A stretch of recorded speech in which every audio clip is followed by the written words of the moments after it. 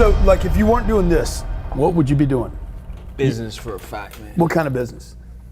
Oh, man, you put me on the spot now. Multifamily, real estate. Lena, we're not talking to you. We're talking to Jorge, okay? I want to know what he'd be doing, all right? Not to go that route, but obviously real estate is awesome. You know, it's always been amazing throughout the history. So either real estate, something, I don't know, something that would like speak to my soul, that I could just submerge in and read about it all day and just get better at it. Yeah. That's kind of what I do in training. That's kind of, I just polish up techniques all day. I work the guys because I love it. I love what I do. So I'm able to go to the gym more often because I just love it. So it'd be something related to that. It's the same thing when I'm done with fighting, I'm gonna pick something that's up my alley that I could just do all day long, you know?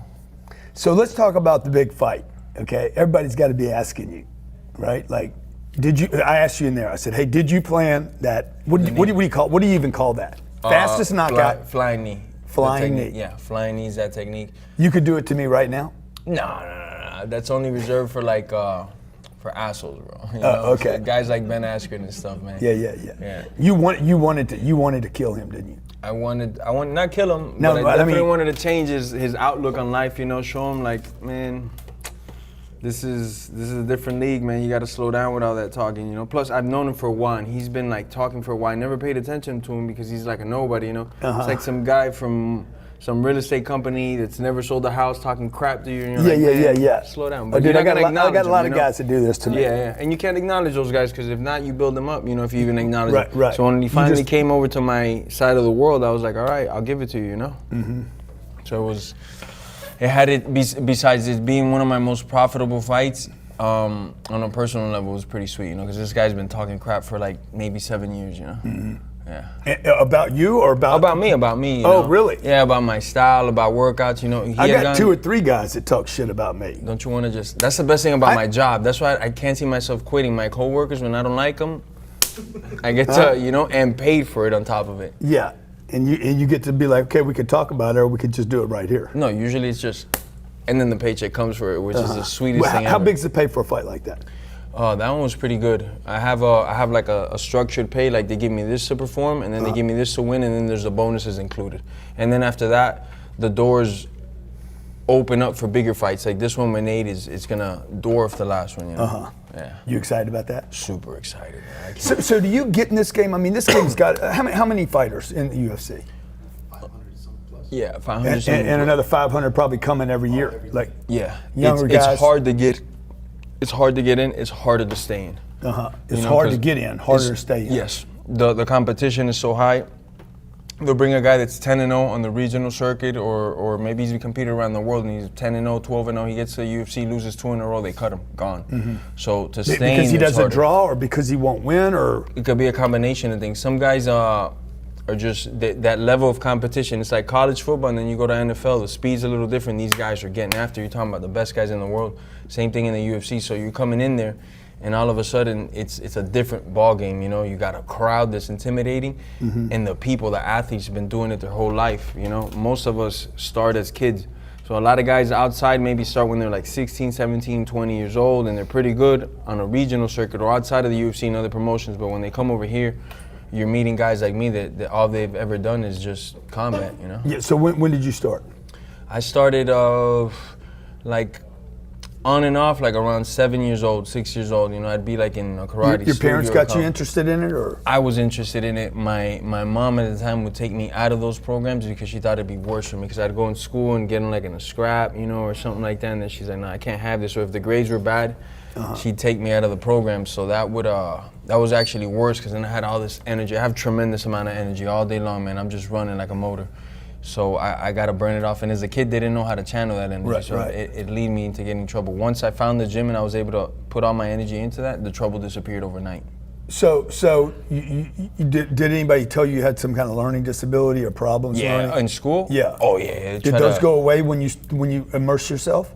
Yeah. In practice, I could watch film. I could talk to my coaches. I could do the thing for hours. In school, it was tough because I have all this energy, and the teachers didn't know how to deal with it. You know. So do you think that, like, was it the study, or was it like you just, it wasn't fast enough for you? The learning environment, I would say, you know. Because after, you know, I'm just recalling real quick, if I went to PE and I got to like burn out the energy, then come Everything back to the was next fine. class, I'd do all right. I'd sit Yeah. down and like, oh, okay, calculus, got it, you know? Yeah, yeah. But other than that, it was rough for me, man. I couldn't just sit in the classroom and 8 hours of hearing somebody talk. No, my motor's going high wire. I understand the motor. I got a lot of motor too. Yeah, so. I could tell. You can? Yeah. What about that room right there? Oh, that was Huh? energy. That's Right? like real life shit though, man. Yeah, This is yeah. a but real deal. that guy's a punk. That's the guy I'd like to take in a cage I'm and just saying- beat the. I've already challenged him to a cage. Like get in there. Let's go, Hey, I'm dog. in your corner. Huh? Can I be in your corner? Please, please. Okay. Okay. Goodness. Because he's gonna try some dirty. Well, he'll never get in the cage because he's just a crook. Goodness gracious, I love this. So you man. just can't put the Oh. guy in front of the light because once you do, he's like, I got to go away. Yeah. I got no real fight. I got to cheat people. Goodness, cockroaches, the lights turn on, he's gonna Totally run out. cockroach shit. Boom. Goodness, man, we're we're gonna gonna have this get guy along? around for the camps, man. Yeah, so, dude, I hate people. I hate people claiming they can do something and they can't do it. Yeah. And that's why I love that fight. Like you showed that guy. Hey, Oh yeah. I don't even remember his name anymore. Me neither, man. And you know what? They say it's not good to speak about people that are no longer with us, that are gone to the other side. So I Yeah. really don't talk about them too much anymore these days, man. Yeah, yeah. So your next fight. Well, let me ask you this question. Let me back up a second. How many brothers and sisters? I got a half brother from my dad's side. Okay. And then you talked about your mom, your dad. What's your Yeah. dad do? Where are they? My dad lives with me. We basically work together. He makes Okay. sure that the camp is running smooth. He's in contact with all my coaches on the regular. I travel a lot. I have a 10-year-old daughter and my 4-year-old son, so he helps me out tremendously, you know. So if I'm not there, he's on the go constantly, you know. How did you guys fund fighting? Like, because your first fight couldn't have paid you anything. Yeah, they don't pay crap. That's how Dana's getting rich, right? Yeah, hell yeah. Is he rich? Is Dana getting rich? Oh, Dana's been rich for a long time. Yeah, yeah. Dana's got the long time money, man, and it's only gonna keep coming. Yeah. He's set for life. But my dad, he wasn't there financially because he couldn't be at the time, you know. So I just fought, and it takes a while to go from the JV leagues to a decent league to finally get to UFC. And finally, when you get to the UFC, you get a paycheck. That's a process, you know. It doesn't happen overnight. My dad was just there emotionally for me. Sponsors, I didn't have none. When I was coming up, I didn't have no sponsors whatsoever. We need to get 10X to sponsor your one. Yeah, that'll be sweet. Hell yeah. Yeah, I'd like to get like a 10X tattoo on him Like those big for the Nate handles. fight. Yeah, like just. They used to do it in boxing, the Golden Palace and stuff like that. He's controlling almost all the sponsorship stuff though. Dana? Yeah. Oh, Shorts. everything in the UFC is ring. strictly, yeah, we don't get to do any of that. They dictate the sponsors, and some of the bigger ones that are sponsoring me now, like Monster and stuff, but it's still a process to get those bigger sponsors. Most of my audience is watching are entrepreneurs, startups, guys starting businesses, and talk to them about how important is talent, then training, and then the competition, because all those things take place in your space, right? Yeah, well, man, it applies to real life so much, you know. It's just if you want it, man, you know. I mean, I remember sleeping in the back of my car and looking up and like, man, I'm gonna get out of here and this is the way I'm gonna do it no matter what. And just putting everything aside. I could have been at a nightclub or I could have been doing other things, but all I cared about was the gym and making it to the gym, just punching in that clock. It was just a matter of time before that kid that was 15, 16-year-old and me, it was just a matter of time and putting in that time.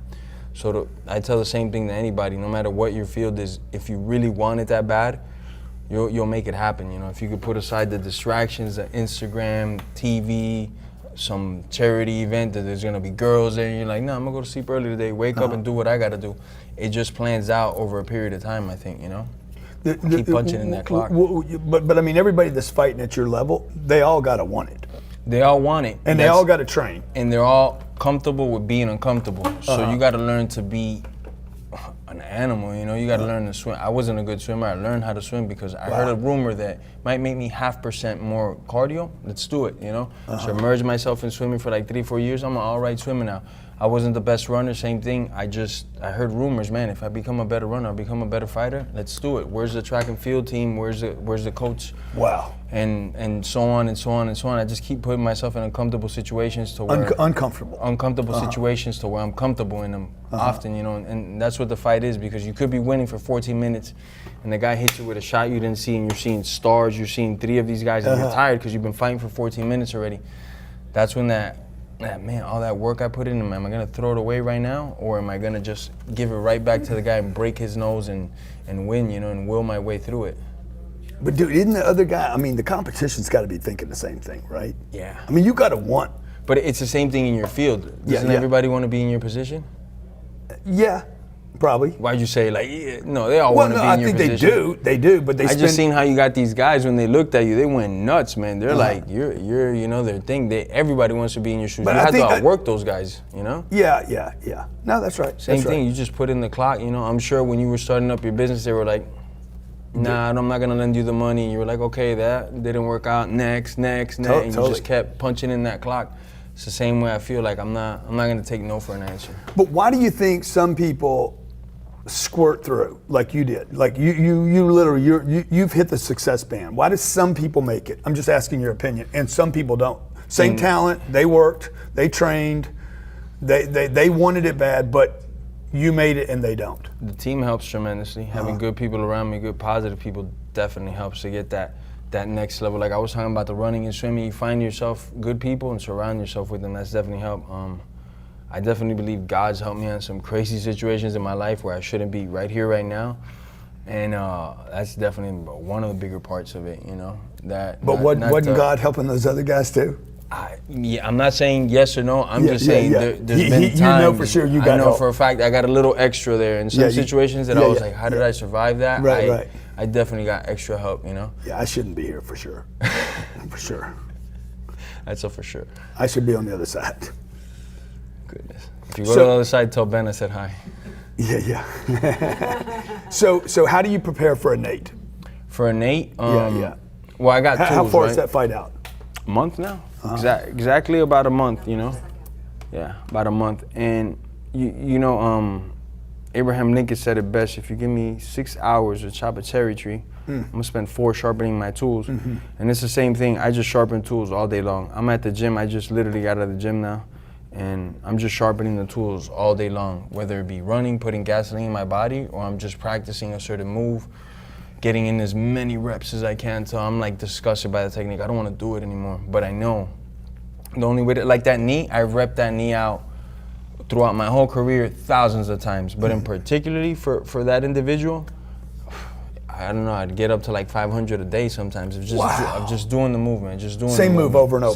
Same move, different scenarios, different setups. Physically, now are you in your mind running it out? You kind of, you go into autopilot, when especially when the workload is so heavy that if you start to think like, gosh, I got 500 reps, you might break, So I just get into this autopilot to where my coach is like, all right, you hit the 500 next, and you're like, all right, what are we doing next, And once you learn how to tap in that, it's a cool thing, especially for sports and business. I don't know if you could do it as much because you guys got to read, talk, all that stuff. But in sports, I get to tap into that auto zone and just work it out, get my miles in, run, swim, whatever I got to do. No, I just finished the call, man, and I practiced the call before I did the call. I know what they're going to ask me. Yeah. Visualizing, I know what they practicing. So the flying, what's it called, a flying knee? Flying knee. Yeah. Did you know you were going to pull that off in the first second of the fight? Walking into the cage, my mind is, I'm not set on it yet. Like, is it the first round, the second round, the third round? Is it like when we have space? Because I need a little bit of space for that particular technique. So walking in there, I'm not 100% knowing when I'm going to do it because there's just this ick factor. I got to see this guy. I got to see his body language. Let me just walk in there. I get in the cage. I blow in some kisses. I say hello. Did you? Yeah. And why? What are you doing? I just getting in his head, just making him like, I can't wait to grab you. You want to grab me? Okay, I got a surprise for you. So once I see his body language across the cage, I knew it. I was like, oh, I'm doing it. So it literally went through your head. Okay, I'm opening with this. Yeah, as soon as I saw him, I go, he's checkmate. His body language, the way that he was, the fear that he had in him, the nervousness. I knew there's no way he's not gonna be able to adapt. He's not a guy that could adapt. He gets home, his power's turned up. Yeah, he gets fixed, exactly. He gets home, the lights are out, the guy's gonna die. What's going on? FPL shut my light. He's gonna die. Things have to be a certain way for him. He can't adapt, and I noticed that throughout the week as well. It was you watching tape or? No, not from tape. From just interacting with him just like this. I'm really good at picking up signs in my sport. From body language, from how guys talk. I'm a master at that. The book is coming for reading souls through body language. Yeah. And I was able to read it, man, just like a book, So I knew it. There's no stopping it. Fastest knockout ever. Yes, sir. And you're trying to get it. Why are you trying to get it? So it could last a Because lifetime. it was faster than 5 seconds. Yeah. The referee was making contact with me around 3, so we're trying to get it stopped at 3, and So that it hopefully- lives in history. Yeah, it lives in history forever. Not that 5 it'll be easy to break, but 3 is like Yeah. I'm set. I don't have to worry about that. How important was what happened after that? The interviews, the social media marketing to your brand, to lift who you are. Huge. I've always had the skill set. My closest will tell you, my management, my teammates, my coaches, but I never had a public behind me. So it takes, to get to the next level, you have to have that push. So when you go sit with the UFC and you go, this is what we want.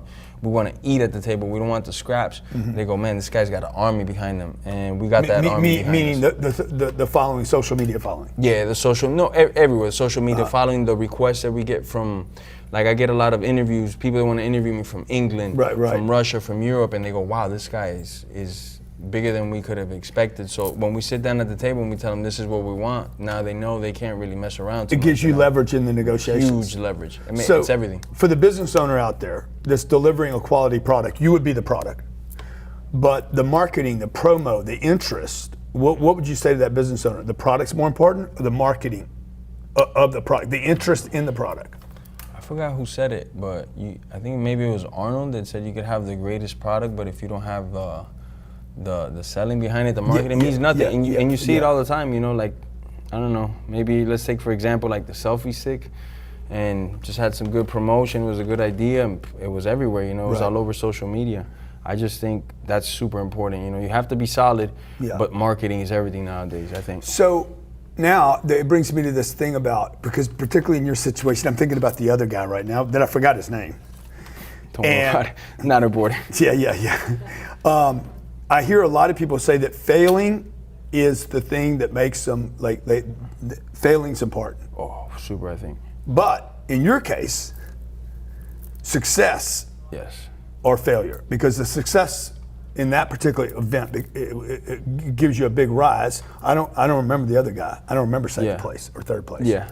And it speaks to that individual. Like if he could rise from that, and then somehow 4 or 5 years from now, his name, it would speak great volumes of testimony. For him to be buried rock bottom and then somehow able to rise up. And that's happened to me many times. When I was coming up, I didn't have a public behind me, so I would compete against a lot of guys that it was in their home country. I was very known for that. Like, oh, you're from Ireland? Okay, I'm gonna go over there and fight you. I'd win a lot of fights but lose decisions.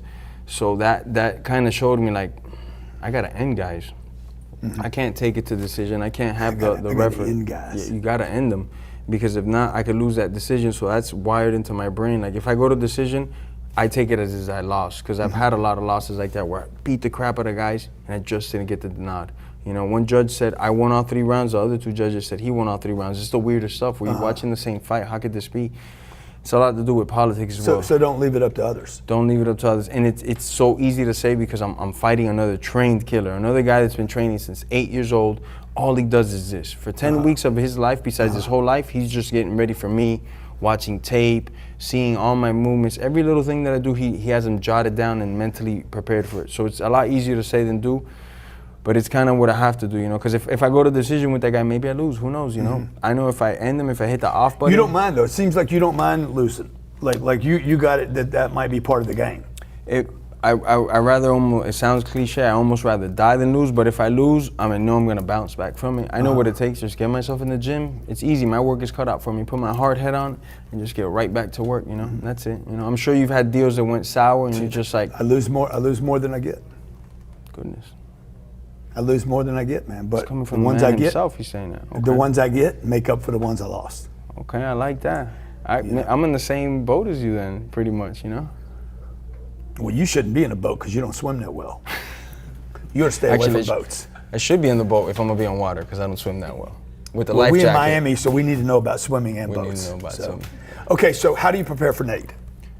sharpen up the tools, have a great gas tank behind me because he has a pretty good gas tank. That'd be his Meaning biggest- cardio? Is that- Cardio, yeah. Uh-huh. His cardio is phenomenal. His heart is phenomenal. And he's a dog. He's the type of guy, if I don't take him out. He's a dog. You're saying that in a good way. Yeah, in a good way. Like if you don't shoot that dog in the head, he's gonna keep coming at you. If you shoot him in the leg, he's gonna keep coming at you.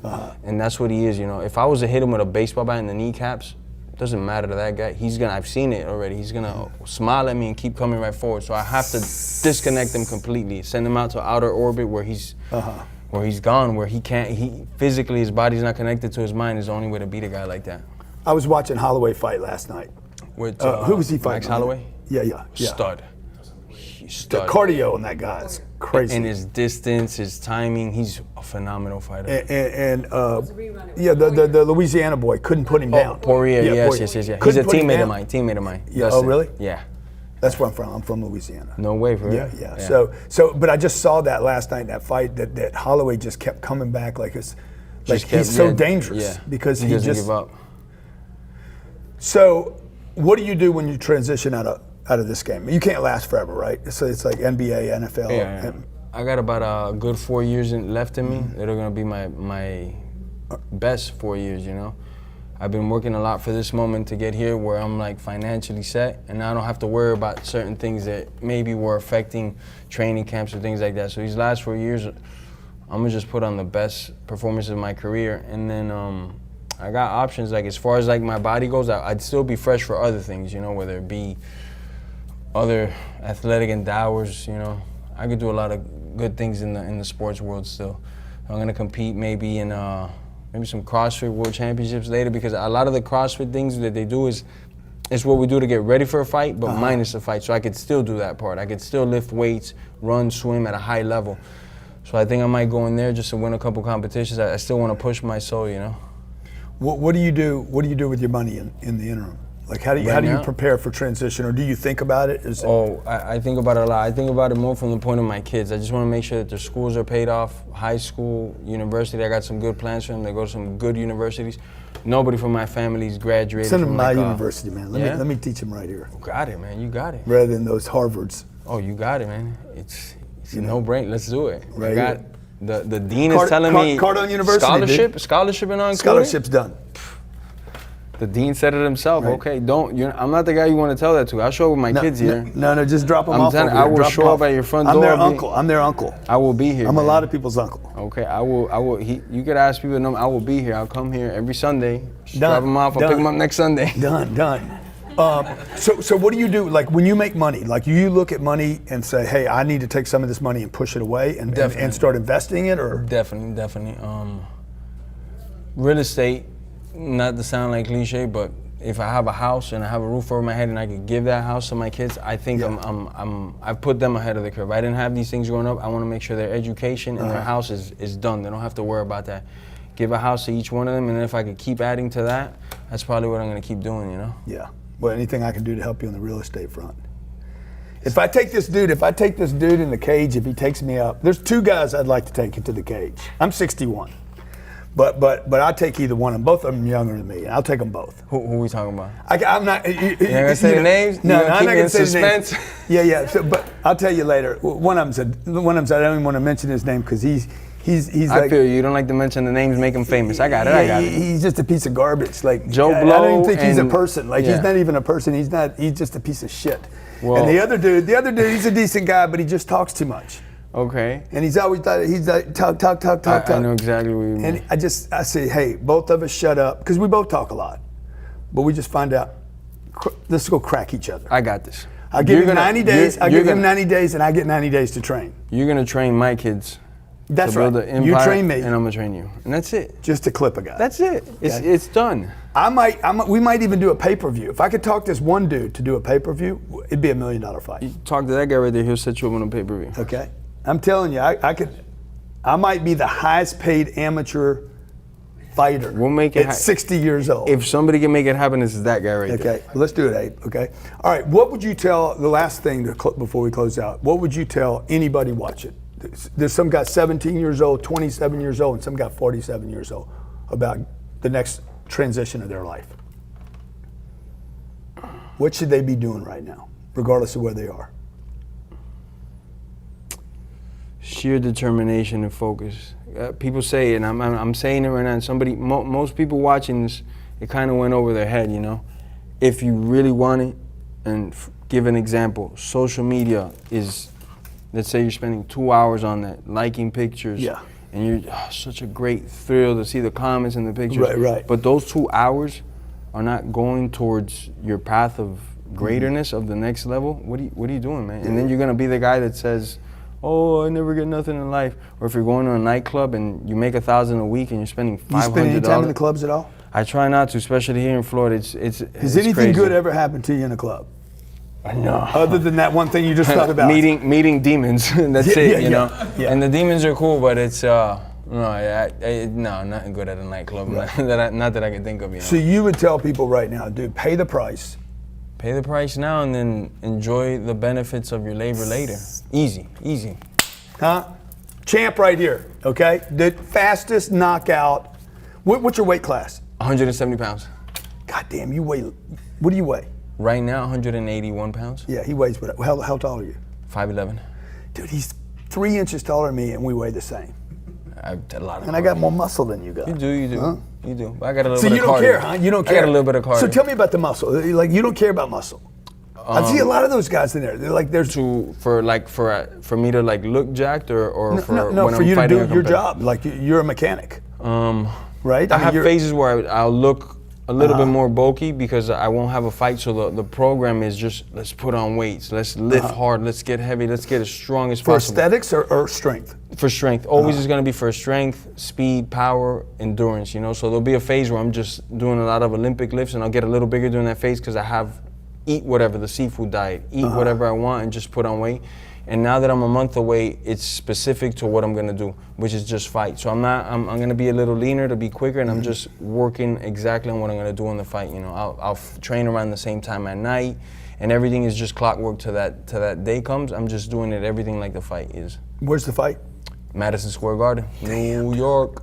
You think I can get in I can get in there, man? I'm sure we can get you in there. You know what? We can get carry him a in towel there, or something? and then he calls out the dude that he wants to scrap with. We start selling that pay-per-view right there. Huh? Businessman. Let's call him little bitch. Little bit. You're gonna call out little bitch. I want a percentage of the pay-per-views. Okay, I'm gonna No. be the promoter. I'm gonna be the Dana White of this bitch. I'm gonna make sure you get. Dude, I don't even need any of the money from it. I mean, it'll skyrocket my brand so big. Like I'll Let's give do you the it. money, give you some of the money, Let's do it. and I'll give that guy some money. 'Cause he's gonna need some of it. After The hospital bills. After I beat, his career's gonna be over. Man, this dude is one mean son of a bitch. I'm man. gonna end his career, man. Man, you one mean little fucker. Well, You 'cause reckon look, Louisiana, when I was a kid, dude, I was beat up every week in high school.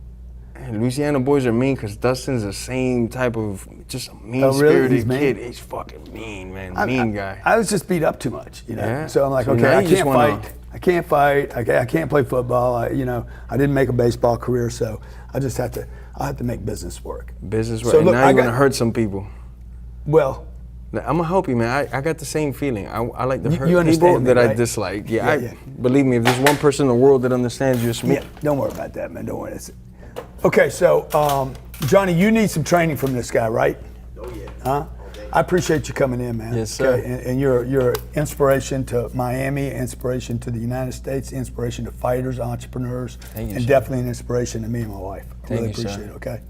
Appreciate Thanks. that for True having me. power player here. If you got what it takes, if you paid the price, okay, and you got success in the ring and outside the ring like this dude, let us know. I want to have you on the show.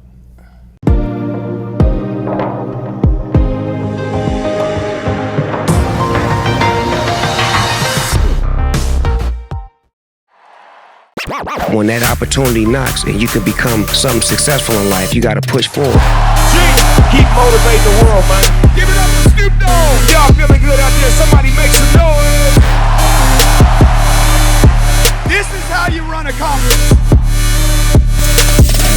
If you feel like we're over-delivering to you, let the world know.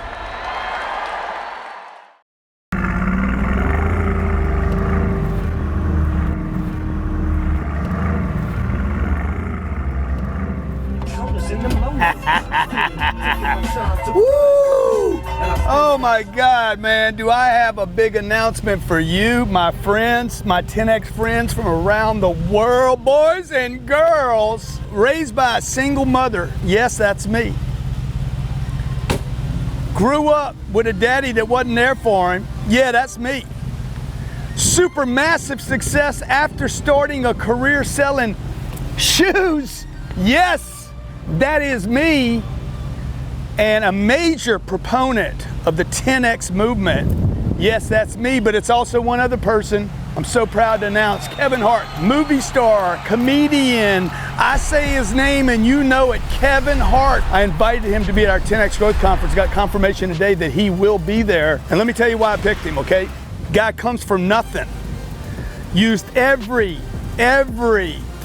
against him, turned it, flipped it to make him who he is today. Name is known worldwide. Tremendous energy, tremendous discipline, tremendous work ethic. Dude, Kevin Hart is a bad man. And I'm so excited to have Kevin Hart at the 2020 10X Growth Conference. See you in Vegas.